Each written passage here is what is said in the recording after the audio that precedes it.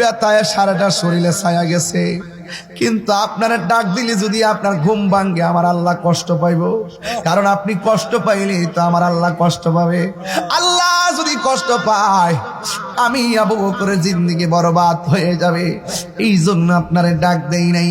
আল্লাহর হাবিব ডাক দিয়ে কি, আবু বকর কোন জায়গায় তোমাকে সুবল দিয়েছে? হে আমার পায়ের তলায় সুবল দিয়েছে। কেন তাহিরি নবী নবী করে, কেন নবীরে সর্বশ্রেষ্ঠ মনে করে, কেন নবীরে সব ইমানের মূল মনে করে? এর কারণ হলো একটাই, কারণ আমার নবী হলো এমন নবী যেই নবীর থুতু মুবারক আমাদের মতো নয়, যেই নবীর পায়খানা মুবারক আমাদের মতো নয়। নবীর পায়খানা মুবারক করতে বসলে আয়েশা সিদ্দিকা কয়, আজকে নবীর পায়খানা মুবারকটা দেখবো সাদা নাকি কালো।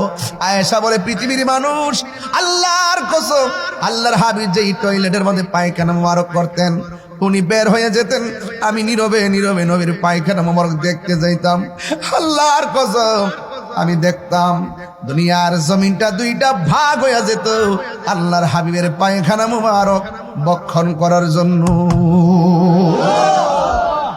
এই জন্য আমার যুবক, নবীর সঙ্গে কোনো তুলনা নেই।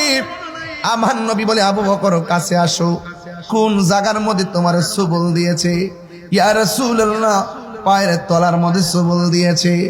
আল্লাহর হাবিব ডাক দিয়ে আবু বকর পাটা দাও। আল্লাহর হাবিবের থুতু মুবারক শাহাদত আঙ্গুলের মাথার মধ্যে লইয়া ওই বিষাক্ত সুবলের জায়গায় প্রলেপ দিয়ে দিছে। সিদ্দিক আকবর ডাক দিয়ে কয়, ও জগতের মানুষ, আল্লাহর কসম করে বলি, নবীর থুতু মুবারকটা লাগাইতে দেরি, আমার ব্যথা সেকেন্ডে পানি হইতে দেরি হই না।